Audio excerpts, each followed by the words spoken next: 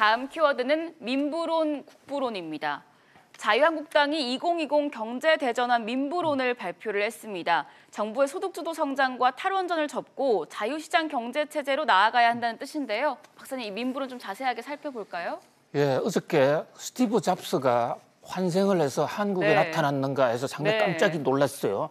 스티브 잡스의 그 표정으로 한국당의 황교안 대표가 민부론을 발표했습니다. 마치 애플이 아이폰 뉴 버전을 발표하는 그 모습이었어요. 지금 화면에 나오고 있네요. 예, 그렇습니다. 양복도 입지 아니하고 그리고 얼굴에다가 마이크를 낀 모습.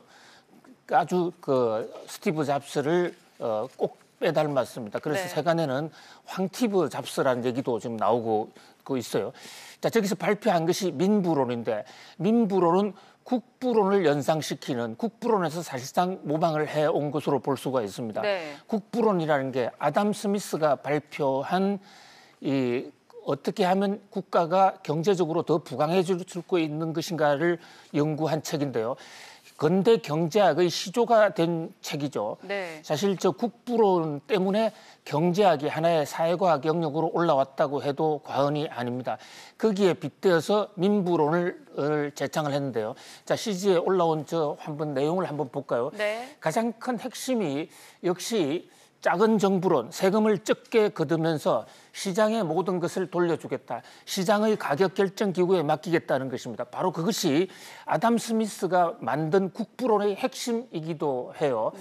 또 노조에 대해서는 노조의 방만한 권력 남용에 대해서는 규제를 하겠다라는 그런 얘기. 그다음에 공공기관을 축소하겠다. 그다음에 기업 지배구조에 대한 정부 개입을 최소화하겠다. 아무튼 이 민부론의 하나하나 내용을 보면 지금 문재인 정부가 추진하고 있는 소득주도 성장, 여기를 하나하나 조목조목 비판하면서 완전히 반대로 가겠다라고 지금 주장을 하고 있습니다. 민부론이 제시하고 있는 3대 거시경제의 목표는 국민 소득을 현재 3만 달러를 30년까지 5만 달러로 또 가구당 연소득은 1억 원으로 늘리는 것으로 되어 있습니다. 특히 주목할 것은 중산층 비중입니다. 중산층을 70% 늘리겠다.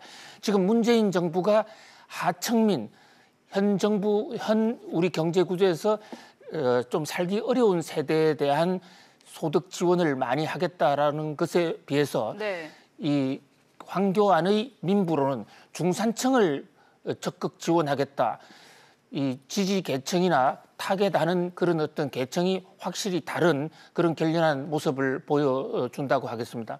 그동안에 한국 정치판이 정쟁으로 일관해왔고 극한적인 투쟁으로 일관해왔던 것에 비한다면 정책으로 경쟁하겠다는 모습은 나름대로 진일보한 것이고 여러 가지로 분위기를 반전시킬 수 있는 좋은 계기가 될 것으로 보입니다.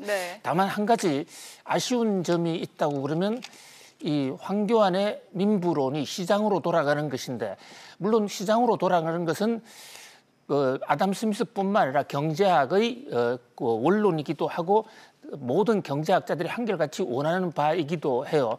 그러나 이명박, 박근혜 당시에 야기되었던 이 시장 실패, 여기에 대한 엄중한 좀 반성이 있었으면 더 좋지 않았을까. 그런 시장 실패의 악순환을 다시는 연출하지 않겠다라는 그런 반성과 함께 그것을 막는 대안까지 내놓았다면 훨씬 더 빛이 났을 것이다라는 그런 아쉬운 점이 있습니다. 그러나 어쨌든 시장으로 다시 돌아가겠다. 세금을 더 적게 걷겠다. 시장의 규제, 정부의 각종 규제를 최대한으로 줄이겠다. 국가 주도의 경제를 민간 주도의 경제로 돌리겠다라는 것은 전통적인 경제학의 흐름과도 일맥이상통하는 것인데 과연 국민들이 여기에 대해서 어떻게 황교안의 민부론을 어떻게 받아들일지 매우 주목되는 순간입니다. 계속해서 세 번째 키워드로 넘어가 보겠습니다.